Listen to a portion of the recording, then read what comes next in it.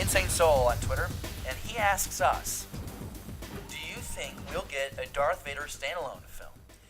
I think that's a really fascinating question because if we had, I think we're going to get him in the Han Solo movie. I think there is somehow going to be a scene with Vader, and I think it would be kind of fun to see Vader pop up through the standalone movies while they exist in that Vader era. But, I don't know. I don't think so because if they You don't think so? if they give us a Vader movie, Okay. Vader becomes the protagonist of that movie as a bad guy, which means they somehow have to get us to empathize with him so he justifies his actions for doing what he's doing when he's at his darkest. See, I think here's why I don't think we're gonna get a Vader standalone, because I think what I want to see with Vader in a standalone Vader movie is what we're gonna hopefully get with an Obi-Wan movie, which is there's that line that Vader has in the original trilogy. He's like, "You once thought as Obi-Wan did, but you don't know the power of the dark side."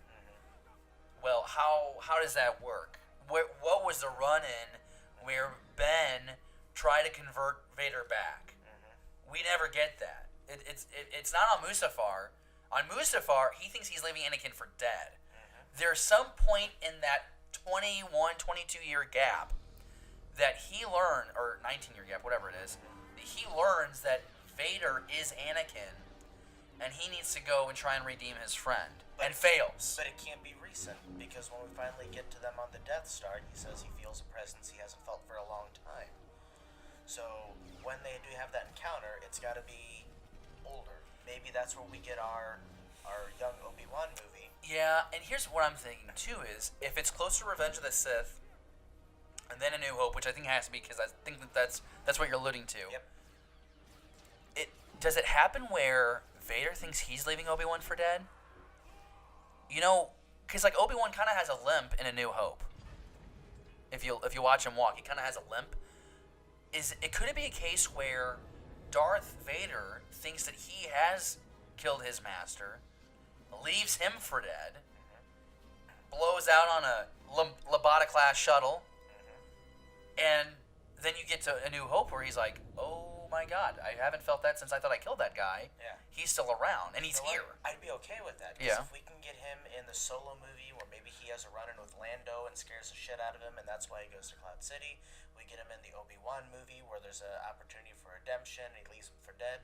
I would be perfectly fine if we just have one or two scenes in a movie where he just does something really badass, reminds us of why he's a bad guy and why it's so impressive that Luke turns him in Return of the Jedi. I'd be happy with that as opposed to a single Vader movie. I think if you treat Vader like a seasoning on a piece of chicken, you know what I'm saying? And you just put, and it doesn't need to be ranch. It could be Italian seasoning or garlic powder.